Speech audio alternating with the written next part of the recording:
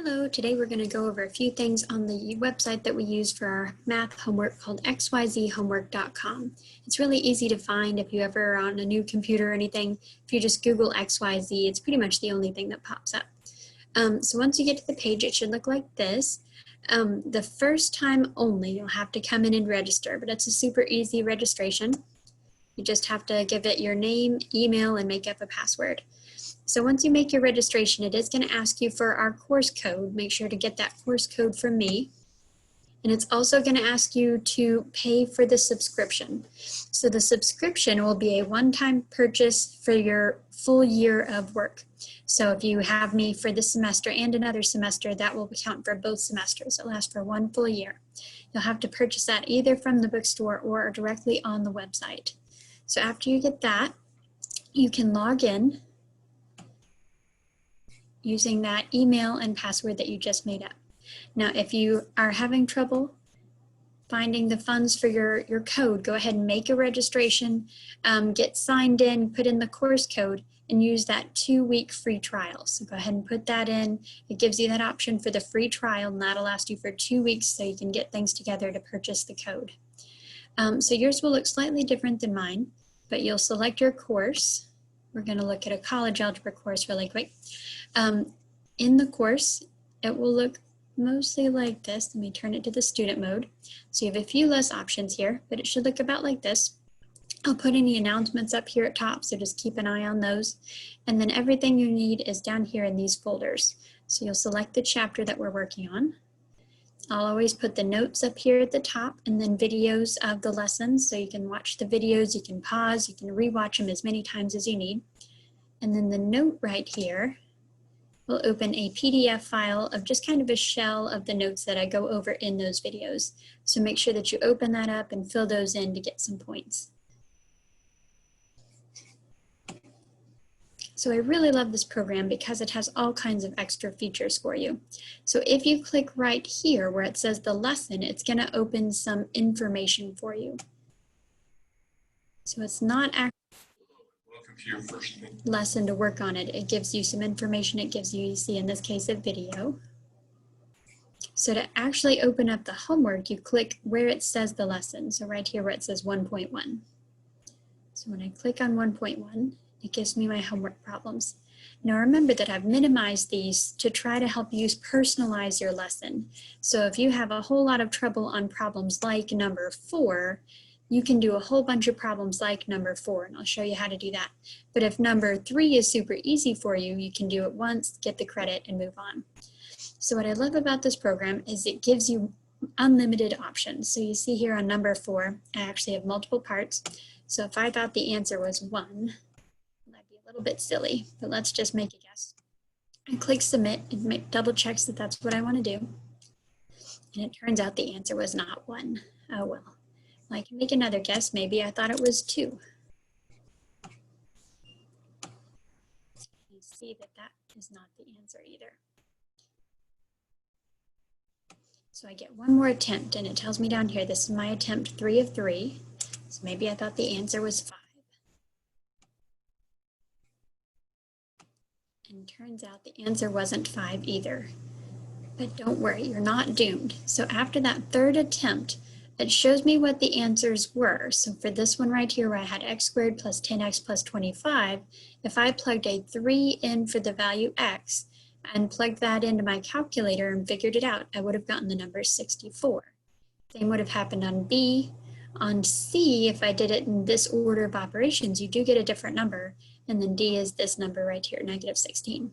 So right here, it shows me that I do have an X on number 4. I didn't get that one right, but here's the best thing. Right here, I have the option to try a similar problem. So notice that it doesn't go off of question 4. It's still number 4, but now instead of that x squared and the 5 and the 25, it's x squared minus 4x plus 4. So it changed the numbers. It asked me to evaluate it when x is 7. So if I were to evaluate one of these with a 7, let's try part B here. 7 minus 2 would be 5, and 5 squared is 25. 7 squared is, Yep, 7 squared is 49, and then 49 minus 2 would be 47. So notice, even though I didn't click all of the options, Say for some reason I just got flabbergasted and I only knew part of the answer, I just put in those two and I got credit for those two. And look, I got full credit for both of those, even though I'd gotten it wrong that first time. So with that similar question option, you can get full credit on every single homework. You can do it as many times as you need to. So say I got it, but it was just a lucky guess. I can do another similar problem and I can put in the answers here. I'm going to enter those really quick.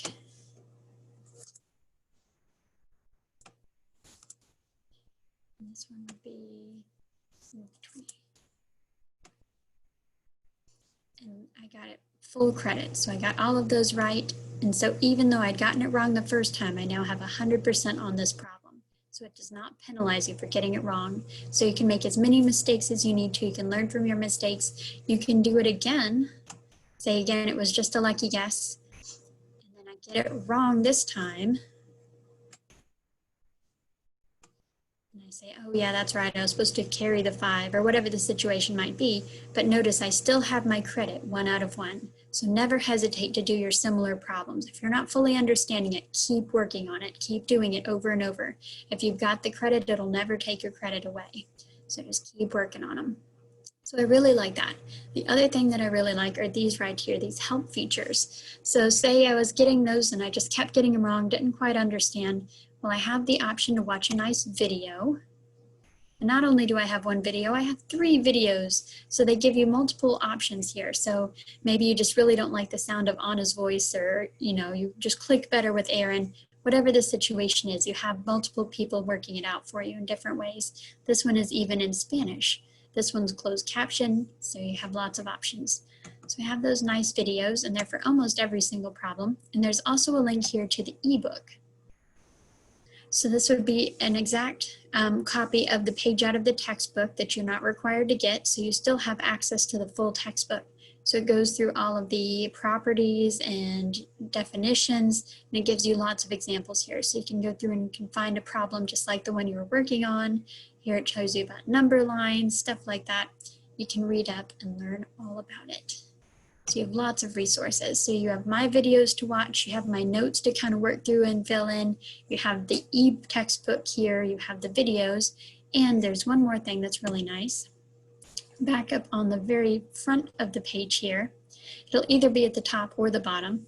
I have the option to look at the ebook. Now it's a lot like the one I just clicked on that link for. The link took me specifically to that section. But the good thing about this ebook is even though it's a little bit more trouble to get where I want, say I was working on, sorry, being a little slow here. Say I was working on section 3.2. So it's not very hard to get to. And then once I get to that section, this book is just a little bit better because it has links in it. So if I click that button for the ebook, it doesn't have these, but if I go to that section on the home page for the ebook, I have links. So right here on this example in 3.2, I have the option to practice an example, or I have the video player with all these guys right here, just like I was talking about, multiple people working that same problem. So maybe you like the way that Betsy works it out better than Preston, or you just like her voice best, whatever you need. So you have lots of options. So we have that ebook, we have the multiple tries. The forum is for you guys to work together, especially this year since we're not able to meet face to face. I know things are kind of weird. So the forum, you guys can communicate with each other. So if you post a question to the forum, your peers will see it and you guys can kind of answer each other's questions. If there's a problem you understand, you can kind of jump in and help your classmates out. It's really nice.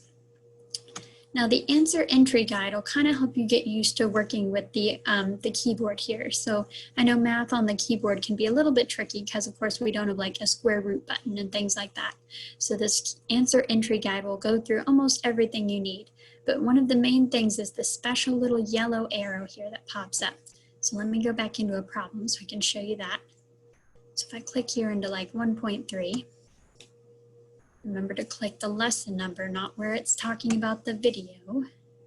So if I just pick a random problem, so right here it would want me to distribute this and FOIL everything out. I click inside of the box and then the yellow arrow appears. So it wasn't there before. I had to click in the box. So right here, it gives me that option. So here's all of those little buttons that aren't just normally on a keyboard, the pi, the infinity, the square roots, that fraction bar, things like that.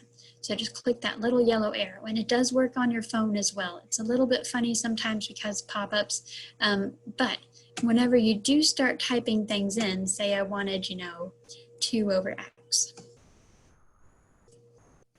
I click my save button, and what it's doing is that it's actually typing it out in regular symbols, but it's the coding that they used on their program. So let me show you another one. If I did a square root right here, square root of 5, I see that it actually does SQRT and then parentheses. And so this is the code that they use to make it show square root of 5. So if I remember that, I can just use that next time and type SQRT. And that's what's good about this preview right here. So say I'd misheard it, forgot the Q, whatever, I thought this was square root. Over here it's telling me that's not right, something's wrong, there's a syntax error. So when I do SQRT, then it knows what I mean, and it says this is what you were hoping for, right? So then I can look over here and make sure. It also gives you some hints right here in this little orange box, and it's trying to tell me that that's not on the right track. It shouldn't have a square root of 5. So right here when I click more, it says you should have an answer that looks something like this. So it says make sure you're entering them in just like this. And it'll give you some hints there, especially if there's things where you're not sure if you're supposed to use interval notation or inequality notation, things like that. So make sure it'll use that yellow arrow and watch this orange little pop up right here with the more. And again, if you got it wrong those 3 times, sometimes it helps when you're struggling just to hit that 3rd time so you can see what sort of format they're using. So right here, I can finally see the answer. And I say, oh yeah, okay, I should have typed it out like this. This one was a little more obvious, but sometimes it might be confusing what sort of form they're looking for the answer. So if you just go ahead and do it that 3rd time, you see what their answer looks like, and then you can try a similar problem. Remember, there's no penalty. You can do that as many times as you need. So just make sure, play around with it. There's almost nothing you can do to break it. If you do break it, just email me, we'll fix it. It's not a big deal. So you're going to be doing all of your homework on here. You will have due dates listed right here next to each assignment. So watch those due dates, put them on a calendar if you need to, and just watch them. Don't let them slip past you. If a due date does slip past you, there's things we call a late pass. Now a late pass is just that. It's going to give you a little bit of extra time. It'll give you up to a week. So try not to use them if you can, because when you use that late pass, you're only going to get half credit. So no exceptions. If you pass this 25th right here and you haven't done 1.1, you can use your late pass to get half credit for 1 week. So make sure, try to stay on top of those. It's super important math because it all builds. So if I have not mastered 1.2, 1.3 materials coming and I don't know how to do it.